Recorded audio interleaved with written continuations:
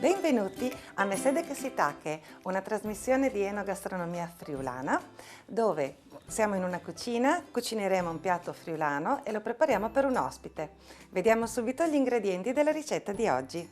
Abbiamo della farina di mais, latte, acqua, ricotta, caprino e malga, del burro, ancora un po' di farina di mais, ricotta affumicata, sale e un ulteriore goccino di latte. Sapete di che ricetta si tratta? Ci vediamo dopo la sigla.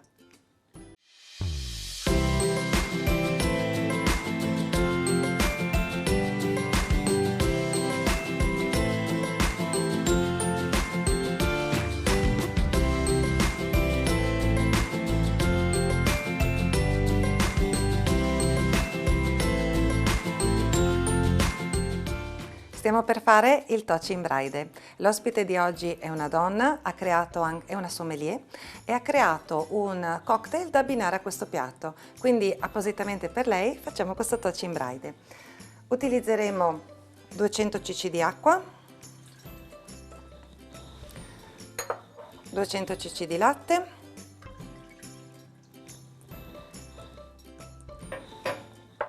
portiamo a ebollizione.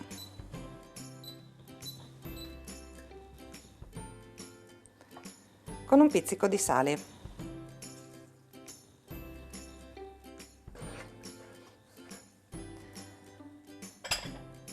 Il liquido è arrivato a temperatura, versiamo a pioggia la farina di mais, mescolando per evitare che faccia grumi.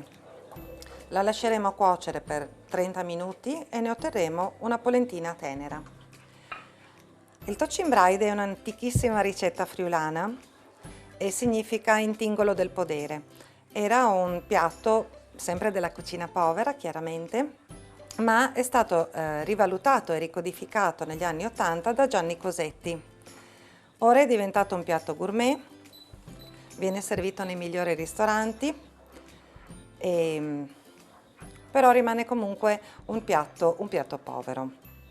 Mentre cucina la polentina, piano piano, altrimenti la polenta tende a schizzare e se vi arriva nelle braccia, insomma, scotta parecchio. In un'altra pentola mettiamo a fondere a bagnomaria dei formaggi. Ecco qua. Sono 300 grammi tra formaggio malga, quindi molto morbido, lo chiamano anche tenerello, formaggio caprino e ricotta fresca. Andiamo a cuocere tutto quindi a bagnomaria, con 1 decilitro di latte. Per i formaggi sarà una cottura dolce, a bagnomaria, dicevo, in modo che creeremo una crema, ho fatto anche il gioco di parole, con un po' di latte.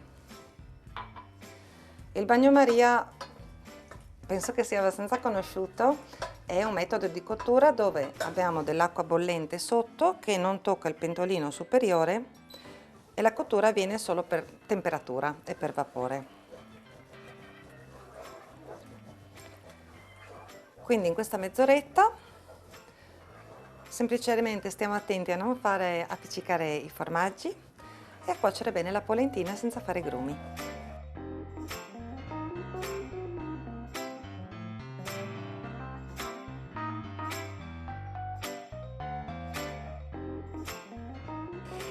La cucina friulana non è particolarmente ricca di antipasti, viene comunque da una cucina povera, da una cucina del territorio.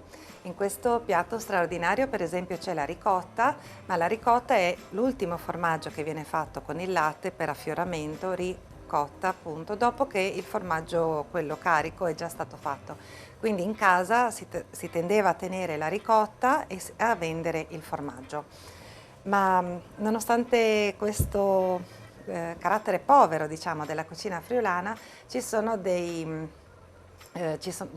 note veramente molto belle. Io ho già nominato spesso Gianni Cosetti, è un personaggio che io amo molto e veniva particolarmente lodato anche da Luigi Veronelli, per la sua poco loquacità ma per il suo tanto fare, lo chiamava l'orso di Carnia. Non solo Veronelli però ha parlato bene della cucina carnica, ma anche Gianna Perusini, che loda proprio la nostra cucina perché valorizza i prodotti del territorio senza però snaturarli con salse o condimenti particolarmente caricati. E c'è un detto carsico che a me è molto simpatico perché sono nata a Cormons, quindi un po' in mezzo, no, tra il dialetto bisiacco e la lingua friulana, che fa così: la cusina casalina no coverza e no sassina, la fa il stomaco più forte e la vinzi male morte. Quindi proprio la cucina casalinga ha un suo perché e quindi cucinare in casa a me piace moltissimo ed è anche salutare, no? Continuo.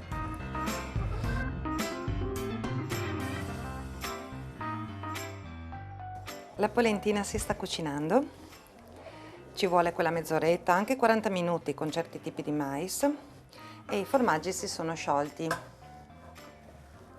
Ecco qua. Adesso per montare un po' la crema di formaggi la passiamo con il mixer.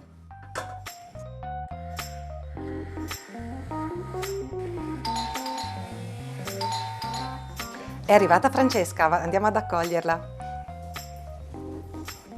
Arrivo! Mandi? Francesca, benvenuta, grazie per essere qui con noi. Grazie mille per l'invito, è il mio piatto preferito. Vieni Vorrei che mangiare. te lo sto preparando, è quasi pronto. Vieni che lo finiamo assieme. Ecco Francesca, allora la polenta è pronta, la crema di formaggi l'ho appena montata. Ti faccio preparare la morchia? Che profumino, di proprio profumo friulano si può dire. Con piacere, dai, così imparo. Perfetto, allora metteremo del burro e del mais in questo friggiburro e basta mescolare un pochino. Allora Francesca ci dice che non sa fare la morchia per il Touch in Braide. È un'occasione straordinaria, così la può fare con me questa volta.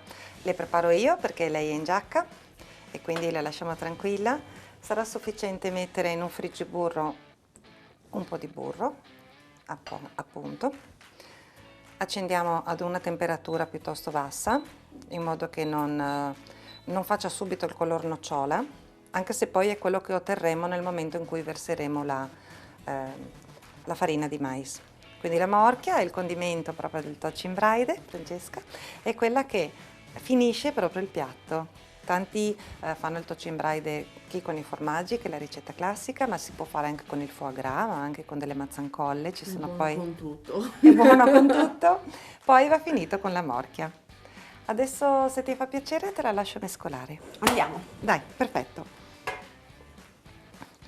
Avete capito che oggi abbiamo come ospite Francesca Nonino, sesta generazione di distillatori, è una famiglia che è nata già nel 1800 con questa attività e oggi ci fa vedere come si fa la morchia per il Touch in Braide.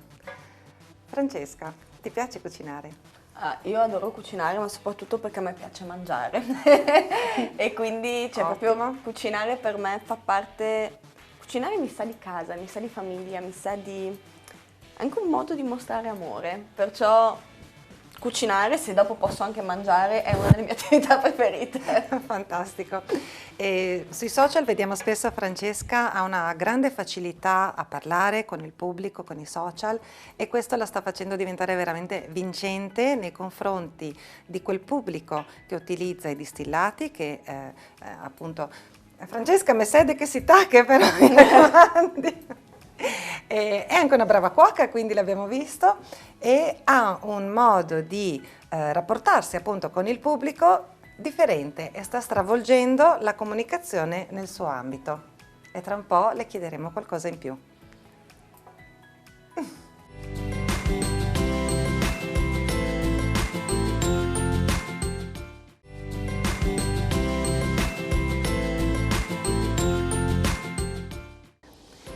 Per questa ricetta del Touch in Braide abbiamo usato questi ingredienti. Per la polenta: 200 g di farina di mais, 2 decilitri di acqua, 2 decilitri di latte e un po' di sale. Se la farina di mais è un po' vecchietta, ci vorrà del liquido in più, basta aggiungerlo in cottura. Per la morchia: 100 g di burro fuso, 50 g di farina di mais da cuocere molto lentamente. Per la salsa ai formaggi: 300 g in totale tra formaggio malga o tenerello, caprino e ricotta fresca e 1 decilitro di latte. Ci siamo, è tutto pronto, è arrivato il momento di impiattare. Quindi sotto ci va la nostra polenta tenera. Saremo generosi visto che Francesca ha detto che le piace. Poi la crema di formaggi. Così.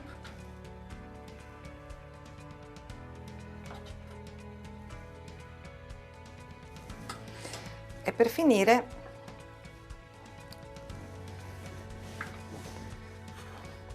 la morchia calda.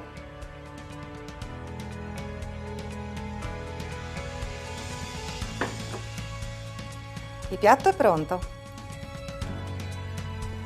Allora buon appetito! Buon appetito! Sai che vado un po' pesante di morchia, che mi piace.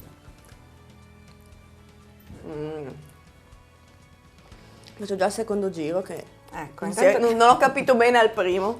vai tranquilla. È talmente buono che è impensabile che lo chiamino piatto povero della cucina friulana. È veramente, veramente pazzesco.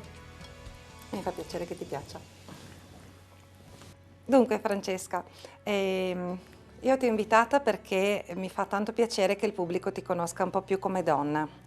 Hai un cognome importante, una famiglia riconosciuta in Italia e nel mondo, nata come nome di distillatore nel 1897, e tu sei la sesta generazione,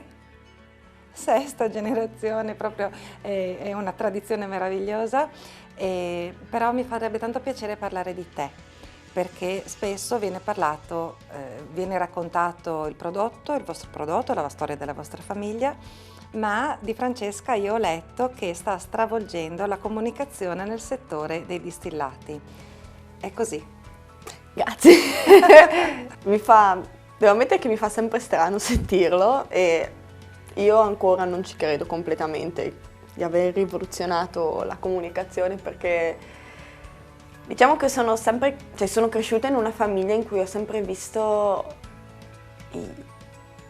mia mamma, mia nonna, mie zie eccellere, essere bravissime.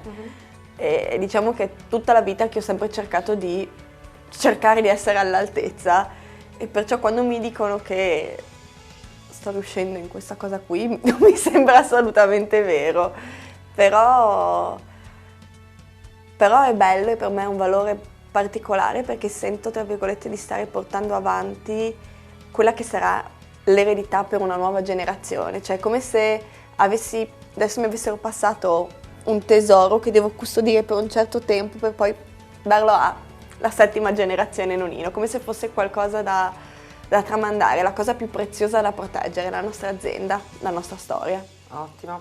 Beh, ci mancherebbe solo che la comunicazione fosse la stessa dal 1897. Io stavo scherzando in questi giorni con una ragazzina sul fatto che adesso si dice boomer, generazione X, nativi digitali, quindi la tua comunicazione in questo mondo è legato tendenzialmente al maschile, no? Quindi declinato al maschile e con una comunicazione un po' impostata già da diversi anni. Tu in questo momento, proprio che ci sono gli influencer, ci sono i social, l'hai rivoluzionata, hai saputo attualizzare la comunicazione mantenendo però i valori di un prodotto friulano veramente storico e con una grandissima dignità, tra l'altro, quindi complimenti. Grazie, ma penso che la questione per me è stata molto semplice e naturale, nel senso che a me piace la grappa, cioè io sono orgogliosissima del prodotto che facciamo, mi ci sento rappresentata nei valori, nella qualità, però a me la grappa anche diverte. E ho detto, perché non posso comunicare divertendomi? Perché la comunicazione deve essere solo istituzionale, appunto imbalsamata, ma non può anche essere qualcosa un pochino di più frizzo? Perché non posso anche mostrare come vedo io la grappa?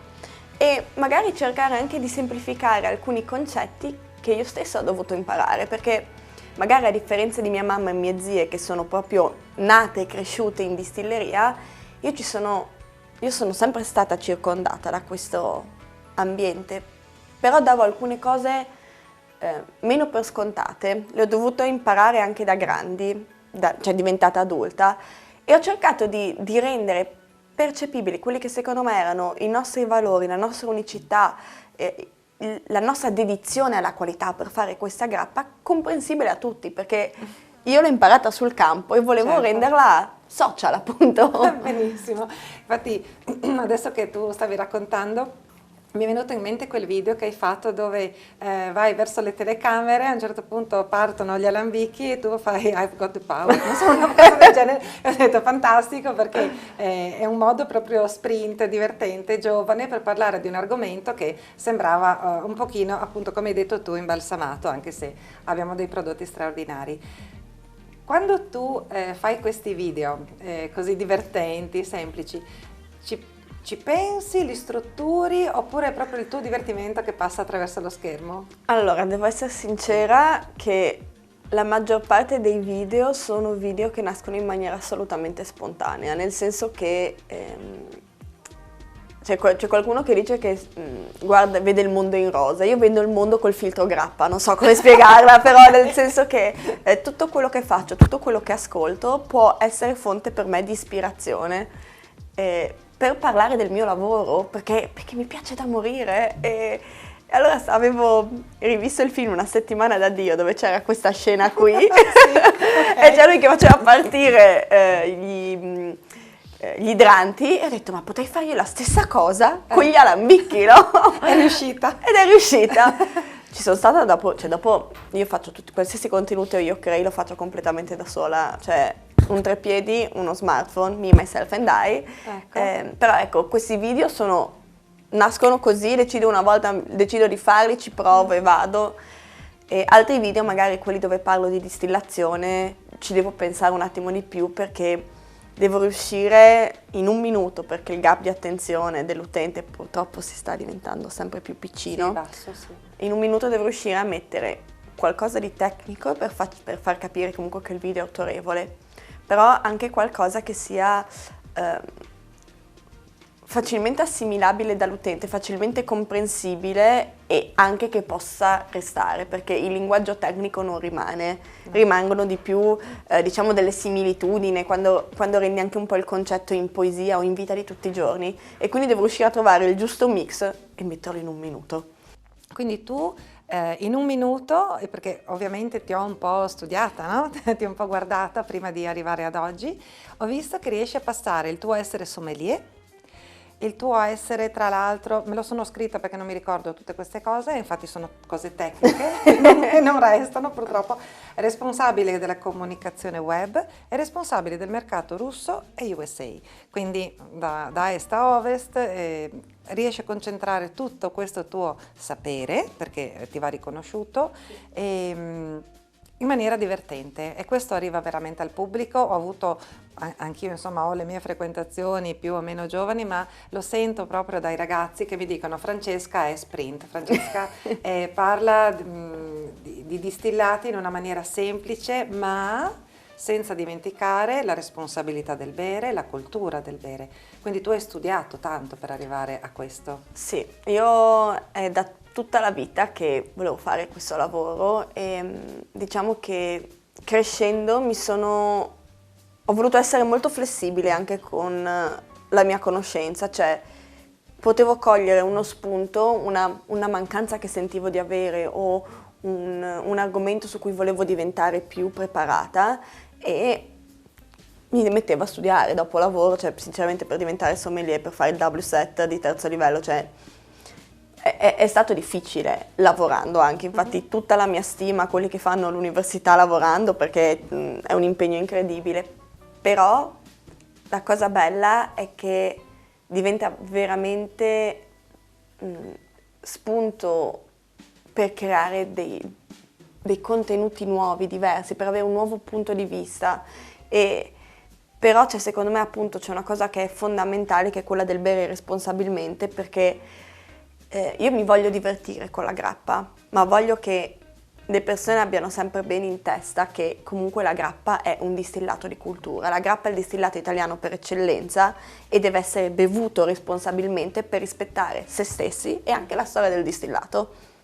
Brava, perfetto, infatti la degustazione è apprezzabile quando è contenuta.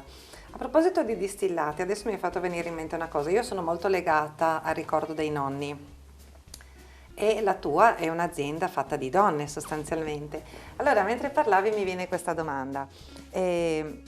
Quanto della forza delle donne della tua famiglia, partendo dalla nonna e la mamma, arriva per distillazione fino a te? Perché sento che hai proprio acquisito, cioè si sente che tu non è che hai studiato e basta, proprio tu la vivi questa realtà e la trasmetti in maniera molto facile. Quanto ti è arrivato per distillazione? Io, nel senso, senza nulla togliere al nonno, il nostro mitico mastro distillatore, io però ho sentito un grande legame con la nonna, nel senso che lei è il mio esempio, cioè la nonna sta dedicando la sua vita alla grappa, è disposta sempre a mettersi in gioco, a dare la vita per questo prodotto, e secondo me comunque questo tipo di passione, questo tipo di dedizione per il lavoro è l'esempio più bello. Cioè io sono cresciuta vedendo mia nonna, mio nonno, mia mamma, mie zie metterci il cuore nel lavoro, e non è una cosa che ti può lasciare indifferente, nel senso, nel momento in cui tu vedi che c'è questo tipo di impegno, a parte che per me è stato naturale dire cavolo, voglio farne parte anch'io di questa realtà, ma dopo ti dà una forma di rispetto verso l'azienda che non potrebbe essere insegnata in nessun altro modo, secondo me. E la Francesca bambina come viveva tutto questo? Io ho avuto la fortuna di essere stata tanto con i miei nonni, e quindi cioè, la Francesca bambina viveva la distillazione come un momento atteso dell'anno, cioè a parte che si cominciava a distillare e voleva dire che io dovevo andare a scuola, voleva dire che dovevo andare arrivato l'autunno, il nonno mi portava in bicicletta in distilleria, mi faceva sentire i profumi delle vinacce, farmi capire quelle che erano le vinacce buone, quelle che come volevamo noi le vinacce, perché soltanto vinacce di massima qualità, i profumi della distillazione, ma c'era il momento della distillazione era quasi una magia, quasi una favola, non so come spiegare, però anche quando sei piccolo che ci sono quei racconti con gli stregoni, cavolo, vedere il nonno tra i fumi, gli alambicchi, queste bottiglie che sembrano quasi pozioni, ti faceva proprio pensare all'alchimia, è sempre stato comunque veramente tanto affascinante. E poi comunque devo dire che per quanto fino ai 18 anni io non ho potuto assaggiare nulla, mi facevano comunque sentire il profumo. Bello, quindi è come crescere in un cartone animato, insomma. Sì, in una favola quasi. Cioè, io ho sempre vissuto, perché io ascoltavo sempre, comunque anche quando accompagnavo magari la mamma in giro per lavoro, che magari portava noi bambini con sé, o la nonna anche, perché, ecco, un'altra cosa, la nostra famiglia è sempre stata molto unita, cioè noi siamo la classica casa bottega, cioè la casa della nonna è a 10 metri dagli uffici, cioè, quindi nel senso è un tutt'uno, e quindi tra virgolette stare con i nonni voleva dire anche stare in distilleria, anche vivere il loro lavoro, e quindi l'azienda è la famiglia e la famiglia è l'azienda, non so come dirla in maniera diversa. Ottimo, sento molta famiglia in quello che dici, perché tu spesso dici distilleria, ma a me arriva famiglia, ti dico la verità, perché si sente che proprio è un vivere in famiglia il vostro. Ti voglio chiedere ancora un'ultima cosa, perché il tempo sta per terminare purtroppo, mi piacerebbe riaverti per poter parlare ancora un po' di te, ma ti voglio chiedere una cosa. Io un pochino ho girato e spesso noi friulani veniamo etichettati per essere un po' ruvidi nel modo di parlare. E in realtà quello che io sento e quello che poi alla fine anche mi hanno confermato è che noi friulani non siamo un'etichetta opaca, siamo trasparenti, parliamo proprio dritto per dritto, senza tanti giri di parole. Questo modo di comunicare friulano ti ha aiutato nella comunicazione o è stato motivo di qualcosa? Allora, io nella comunicazione, io mi sento friulana prima di tutto, sono orgogliosa di essere friulana, e quindi io penso che nella mia comunicazione ci sia la friulanità. Della friulanità ci sono tante sfaccettature, diciamo che più che nella comunicazione social, la mia friulanità si vede nella comunicazione reale, perché sono un libro aperto, nel senso che le mie emozioni sono comprensibili a tutti, io non riesco a mimetizzare bene, se qualcuno mi sta antipatico lo capisce subito e una cosa che penso che sia veramente friulana, non sopporto le sviolinate. Cioè quando incontri quelle persone che ti fanno 500.000 complimenti mi viene da dire ma mi stai prendendo in giro? Cioè nel senso noi siamo molto... Mi piace pensare che noi friulani siamo autentici e semplici, poche parole, più fatti, meno chiacchiere e più sostanza. E quindi sicuramente c'è di questo nella mia comunicazione, ma soprattutto tanto nel mio modo di essere.